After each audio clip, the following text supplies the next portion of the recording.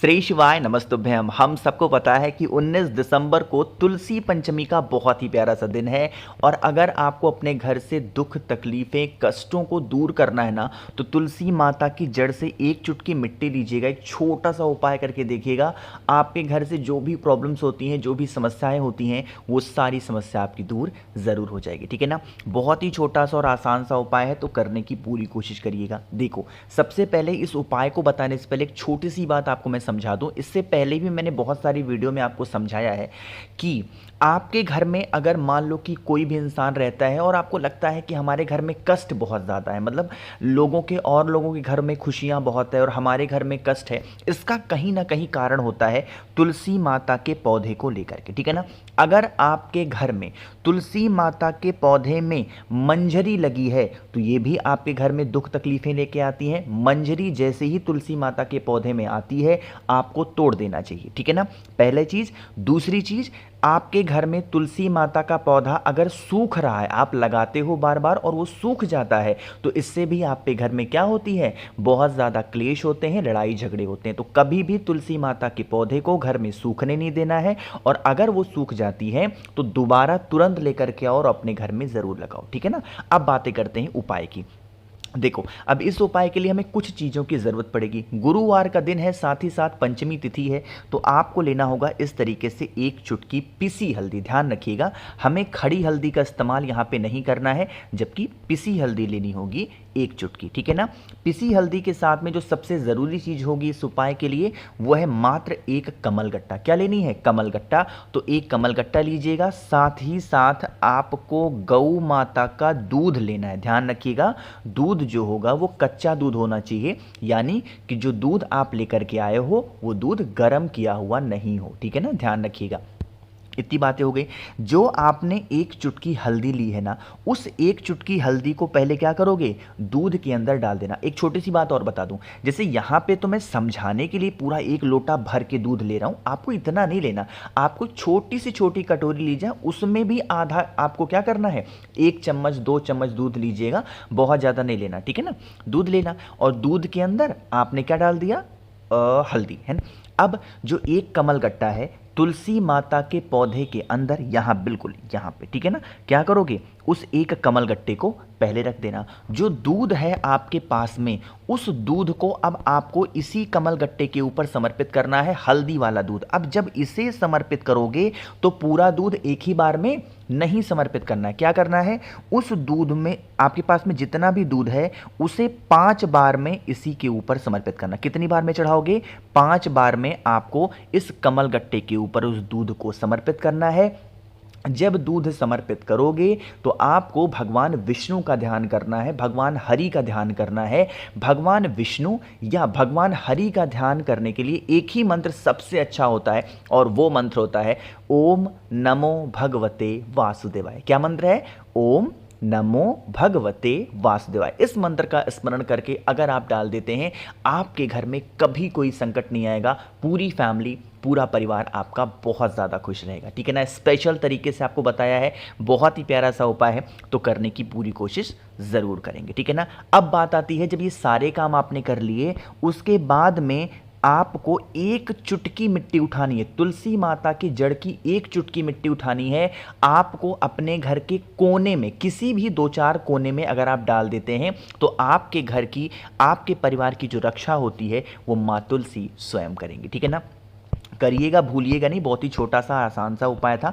आगे बढ़ते हैं अब इस वीडियो के हम लोग अपने दूसरे उपाय की तरफ, और ये जो उपाय होगा ये आपकी इच्छा को पूर्ति करने के लिए होगा। देखो, जैसे बहुत सारे लोग ऐसे होते हैं कि भैया हम कभी भी किसी भी काम के लिए जाते हैं, उस काम में हमें सफलता नहीं मिलती, हम बहुत चिंतित रहते हैं, बहुत परेशान रहते हैं। तो आप कुछ भी ऐसा उपाय बता दो जिससे हम अपनी मनोकामना को पूरी करें। तो आपको यह उपाय एक नाम बोल के करना है, और वो नाम है त्रिपुरा सुंदरी। क्या नाम बोलना है? त्रिपुरा सुंदरी के नाम से इस उपाय को करना। ठीक है ना। इसके लिए आपको जरूरत पड़ेगी बेलपत्र की। कितनी बेलपत्र? 5। आप कहोगे भैया 5 ही बेलपत्र क्यों लेनी है? क्योंकि ये कौन सा तिथि है? ये आपकी तुलसी पंचमी का दिन है, तो आपको 5 बेलपत्र लेने होंगे। 5 बेलपत्र को लीजिएगा, साथ ही साथ आपको 2 पात्र में जल भरना है। किसमें? 2 पात्र में। चाहे वो 2 लोटा हो सकता है, वो 2 ग्लास हो सकता है, वो 2 कटोरी हो सकती है। कहने का मतलब है किसी भी 2 चीज़ों में, पात्र में जल को भरिएगा। जल कहाँ का होगा? आपके अपने घर का जल होगा। अगर पॉसिबल हो तो उस जल के अंदर गंगा जल जरूर डालेंगे, ठीक है ना। आगे बढ़ते हैं इस वीडियो के सॉरी। अब यहाँ पे आपको महादेव के शिवलिंग के पास जाना होगा। अब कहोगे भैया घर पे करें या मंदिर में करें, तो कहीं भी कर लो। अगर कोशिश करो मंदिर में कर पाओ तो बहुत अच्छी बात है, बट अगर मंदिर नहीं जा सकते हो किसी कारण से, तो आप अपने घर पे भी कर सकते हो। सुबह से लेकर के शाम तक के टाइम पे कभी भी करो। देखो क्या करना है, जो आपके पास में बेलपत्र है कहीं और टच नहीं करना है। उन 5 की 5 बेलपत्र को एक एक करके आपको अपनी मनोकामना कह के पहले कहाँ पे चढ़ाओगे? महादेव की शिवलिंग के ऊपर। जो आपके विशेष हैं, जो आपकी मनोकामना है, वो कहते हुए समर्पित करना। अब आपके पास में 2 पात्र में जल है, अरे है कि नहीं है?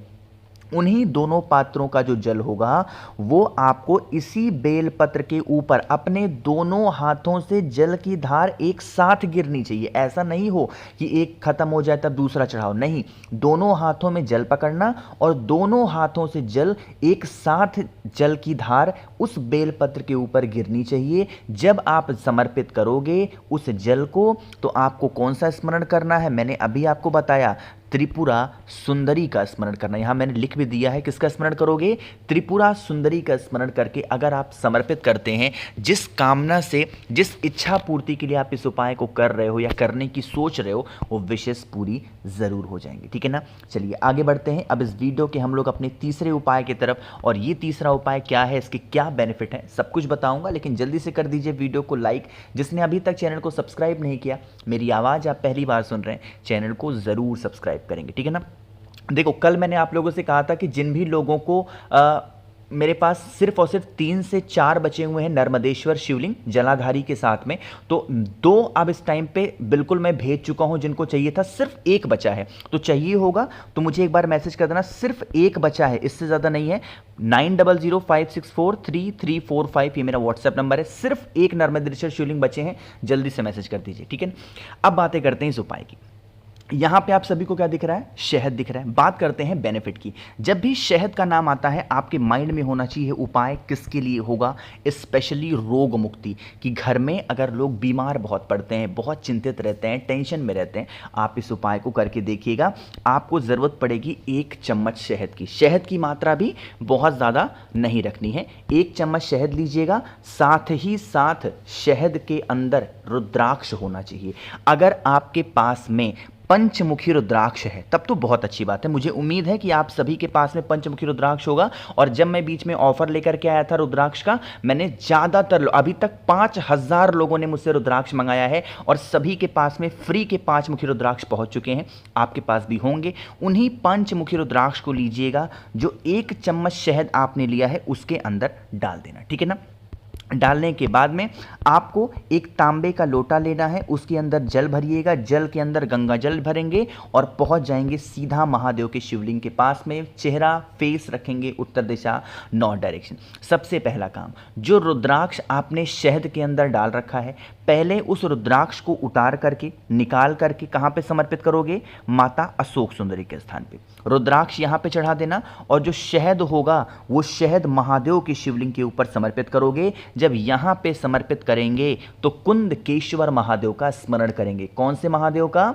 कुंदकेश्वर महादेव। और यही शहद क्या होगा? इसी रुद्राक्ष से होता हुआ नीचे गिरेगा। शहद को यहां से रोक लेना और रुद्राक्ष को उठा करके आप अपने पास रखेंगे। शहद जब रुक जाए तो शहद की कटोरी वहां से हटा लें और फिर 1 लोटा शुद्ध जल तांबे के लोटे से श्री शिवाय नमस्तुभ्यम का जप करके समर्पित करना। जो पंचमुखी रुद्राक्ष होगा उसको उठा के घर पे लेके जाना। जो शहद आपने रोकी है, इसे डेली जितने दिन में शहद चल पाए किसी भी चीज़ में मिला करके मिक्स करके, जो भी व्यक्ति बीमार है उसको आप पिलाना स्टार्ट करते हैं तो उस इंसान की जो बीमारियां होंगी वो खत्म होना स्टार्ट हो जाएंगी। ध्यान रखिएगा, इस उपाय को जो शुगर के पेशेंट हैं, यानी कि जो डायबिटीज़ के पेशेंट हैं, वो नहीं करेंगे।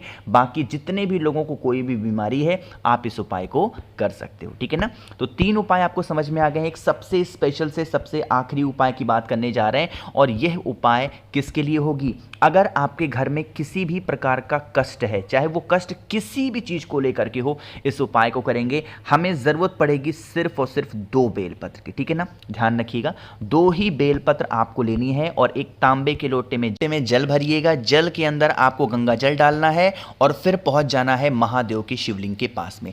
आपके पास में 2 बेलपत्र हैं, है ना? जो पहली बेलपत्र होगी वो माता अशोक सुंदरी को टच करा के, मतलब टच के मतलब वहीं पे रख देना। जो दूसरी बेलपत्र होगी उसे 5 जगहों पर स्पर्श करना।